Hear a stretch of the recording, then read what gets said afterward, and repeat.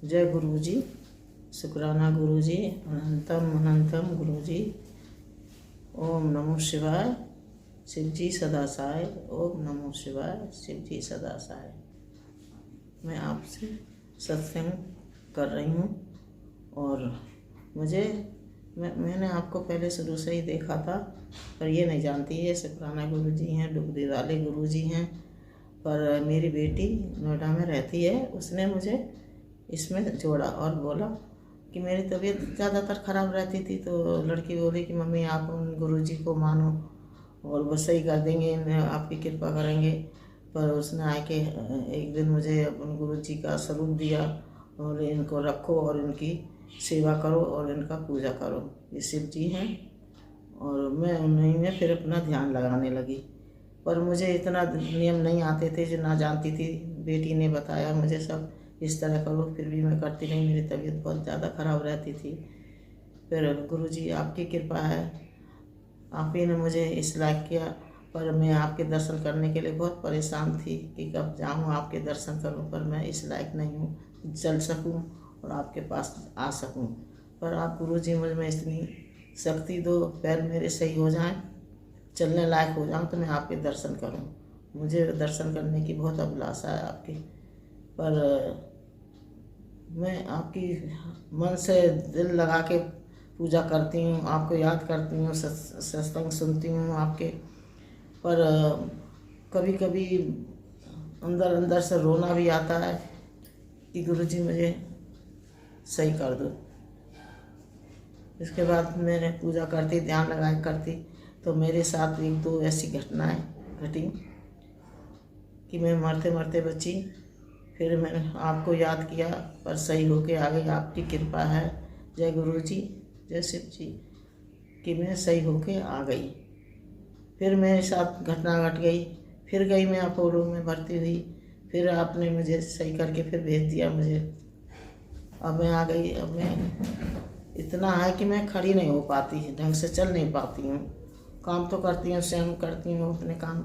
जय गुरु जी, आपकी सुबह सुबह नहा धो के पूजा करती हूँ, आपको याद करती हूँ, अब मैं लीन हो जाती हूँ मैं आपके उसमें। पर आप एक दो बार मैंने आपकी पूजा कर रही थी, तो मेरे पास अगरबत्ती ख़त्म हो गई थी। तो मैंने कहा बताओ अगरबत्ती नहीं, मैं क्या जलाऊँ। फिर मुझे अचानक एक पैकेट दिख गया और पैकेट मैंने देखा, तो मैं जबकि बिल्कुल ख़त्म हो गई थी मेरी धूप बत्ती। तो देखा तो खोल गया, तो उसमें 10 पैकेट में 10 अगरबत्ती निकलती, उसमें उस दिन 20 अगरबत्ती निकल आई। मुझे बड़ा अचंभा हुआ। मैं चमन के गुरु जी का चमत्कार है। मुझे बहुत खुशी हुई। मैंने सबको बुला के दिखाया, देख लो गुरु जी ने मेरे साथ में चमत्कार किया है, देख लो। अगरबत्ती नहीं थी तो उन्होंने फ़ौरन मुझे अगरबत्ती ला के रख दी और मैंने पूजा की। मुझे ऐसे सुन के देख के मेरे रोंगटे उठ जाते हैं शरीर में। फिर मैंने पूजा की। ऐसे ही मेरे साथ एक दिन और घटना घटी कि मैं शाम को पूजा करती हूँ डेली, आपको याद करती हूँ, मंत्र भी पढ़ती हूँ, आपका जाप भी करती हूँ। तो रात को मैं सुबह को जब मैं उठी, तो मेरा भगवान का सिंहासन वगैरह सब ऐसा साफ सुथ मिला, माना कि अभी सफाई की है। और थाली ऐसे साफ करके उसमें बत्ती भी लगी, धूप बत्ती भी लगी, कि तैयारी करके रख रखी है। मैंने अपने अंकल जी से पूछा कि आपने ऐसे तैयार करी है पूजा के लिए थाली? तो नहीं, तो मैंने ये तो बिल्कुल ऐसे लग किसी ने लगा के रख दिया, बस पूजा करने की देरी है। तो मैंने भी चमत्कार, मैंने गुरु जी आए हैं, तो मैंने गुरु जी ने थाली लगा के रख दी। मेरी परेशानी देखी है, ये चमत्कार दिखाया आपने मेरे साथ में। तो मुझे भी, मैंने फिर सबको बताया। फिर भी ये ऐसी घटना घटी। ऐसे एक दिन मैंने ये ज्योति जलाई, तो हमने की ज्योत बिल्कुल बुझ गई, बिल्कुल बुझ गई। फिर मैंने गुरु जी, शुक्राना गुरु जी, आप मुझे एक चमत्कार और दिखाओ, ये ज्योत बुझ गई है, जला के दिखाओ, अपने दर्शन कराओ मुझे।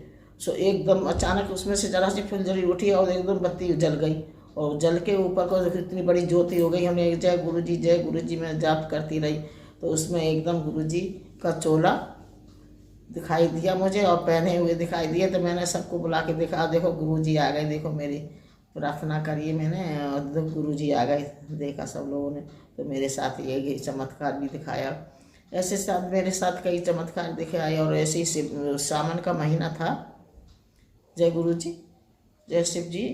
तो सावन का महीना, सुबह को ये मैं झाड़ू लगा नहीं पाती थी, तो ये अंकल जी झाड़ू लगा रहे थे, तो गेट खोला तो गेट के पास में पैड पड़ा था। तो जैसे इन्होंने पैड उठा के ऊपर को झाड़ा तो उसमें था शिव जी की महिमा ऐसी थी कि खुद शिव जी गुरु जी महाराज आ गए और उसमें से सांप निकला और फन खड़ा करके और ऐसे ही खड़ा रहा वहीं पर और बैठा नहीं। जी बोले देख गीता आओ देखो, आके जी आ गया है जानवर। तो जानवर लगे तो मैं समझ नहीं पाई, बोली सांप। तो देखा तो सफ़ेद रंग का था और खड़ा नहीं भग रहा था ना, सब लोग देखने आ गए।